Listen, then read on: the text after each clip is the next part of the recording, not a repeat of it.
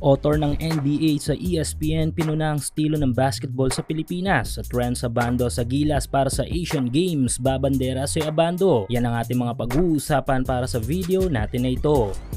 Ang national team ng Germany ang naging kampiyon para sa 2023 FIBA World Cup. Tinalo kasi ng mga ito ang national team ng Serbia para sa championship match sa final score na 83-77. Hindi naging madali ang journey na ito para sa Germany, kung saan ay nakaharap nila ang mga malalakas na team sa mundo. Isa na nga dito ay ang team ng USA. Natalo naman ng Canada ang Team USA na magbibigay ng dahilan na naman sa mga NBA stars ng USA na bumuo ng Redeem Team para sa 2024 Paris Olympics. Maliban sa ilang mga ambassadors at iba pang mga FIBA officials, ay marami ding mga NBA insiders, journalists at author ng malalaking sports media sa mundo na tumungo sa mismong Pinas upang mapanood ang mga laban sa World Cup. Isa na nga dito ay ang author ng NBA para sa ESPN na si Brian Windhorst. Bilang isang sports writer sa loob ng 23 years ay talaga namang mataas ang credibility ng mga akda nito sa isa sa pinakasikat na sports network sa mundo na ESPN. Si Windhorst din ang isa sa mga nag-cover sa journey ni King James mula ng high school ito hanggang makapasok sa NBA. Kung kaya't hindi matatawaran ng mga komento ni Brian kung ang pag-uusapan ay ang NBA. Kung kaya sa naging komento nito sa isang interview sa lagay ng basketball sa Pinas matapos mapanood ang World Cup ay ang bagay na dapat pag-isipan ng malalim ng ating mga Pinoy ballers and coaches. Sa naging interview ni Comenoli sa kanyang programa sa YouTube na Power and Play,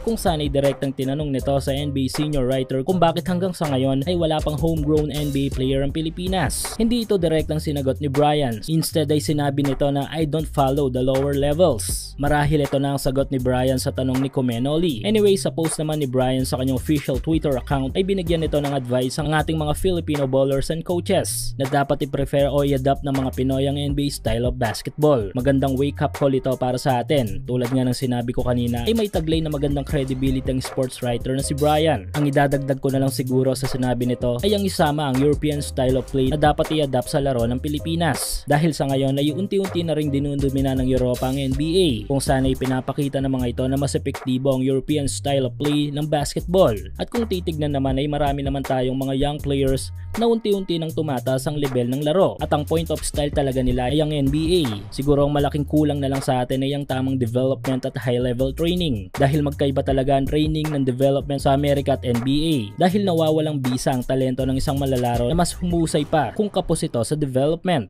Samantala, speaking of development ay ang ating 6'2" wingman na si Renz Abando ang dapat sana'y mabigyan o mapagtuunan ng development sa laro sa Amerika, dahil nakita natin ang taglay na abilidad nito sa game.